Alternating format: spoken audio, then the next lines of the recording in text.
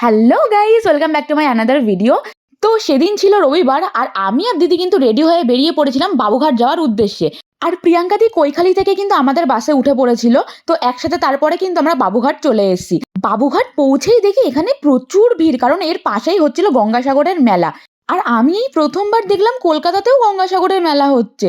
এই কারণে কিন্তু এখানে প্রচুর ভিড় ছিল, আর তার উপর ছিল সেদিন সানডে, তার জন্য কিন্তু আরো ভিড় বেশি হয়েছিল। তো আমাদের বাবুঘাট পৌঁছাতে পৌঁছাতে 3টে বেজে গেছিল, অলরেডি দুপুর হয়ে গেছিল, অনেক খিদে পেয়েছিল, তাই জন্য এখানে বসে কিন্তু আমরা একটু ফিশ ফ্রাই আর একটু পকোড়া খেয়ে নিচ্ছিলাম।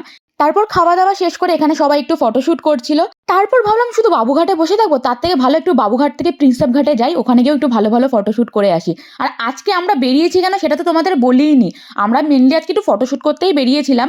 অনেক দিন হয়েছে কোথাও বেরোনো হয় না, ওই জন্যই ভাবলাম বাবুঘাট প্রিন্সেপ ঘাটের দিকে একটু যাই, ওখানে গিয়ে একটু ফটোশুট করবো। তো যাই হোক, হাঁটতে হাঁটতে কিন্তু আমরা চলে এসেছি প্রিন্সেপ ঘাটে, মানে আমরা বাবুঘাট থেকে প্রিন্সেপ ঘাটে কিন্তু হেঁটে হেঁটে এসেছিলাম। তো এখানে এসেও আমরা কিছুক্ষণ ঘোরাঘুরি করে একটু ফটোশুট করে এখানে বসে একটুখানি পাপড়ি চাট খাচ্ছিলাম, কারণ আমার প্রচুর খিদা পাচ্ছিল। তারপর খাওয়া দাওয়া শেষ করে আমরা কিন্তু প্রিন্সেপ ঘাট থেকে বাবুঘাটে আবার হেঁটে হেঁটে চলে এসেছিলাম। এখানে নাকি গঙ্গার ধারে সন্ধ্যা আরতি হয়, তো এটা দেখার জন্যই আমরা চলে এসেছিলাম। আর দেখো কতটা ভিড়।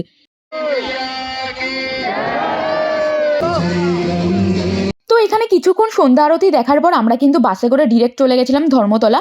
সারাদিন আমাদের ওরকম ভাবে কিছু খাওয়া হয়নি, তো অনেক খিদা পাচ্ছিল, তাই জন্য কিন্তু আমরা ধর্মতলা চলে গেছিলাম। ওখানে গিয়ে কিছু খাওয়া দাওয়া করে কিন্তু আমরা বাড়ি চলে এসেছিলাম। তো আজকের ভিডিওটা এখানে এন্ড করছি। তোমাদের কেমন লাগলো অবশ্যই জানিও। লাইক কমেন্ট শেয়ার করতে একদম ভুলো না। দেখা হচ্ছে নেক্সট ভিডিওতে। আজকের জন্য টাটা।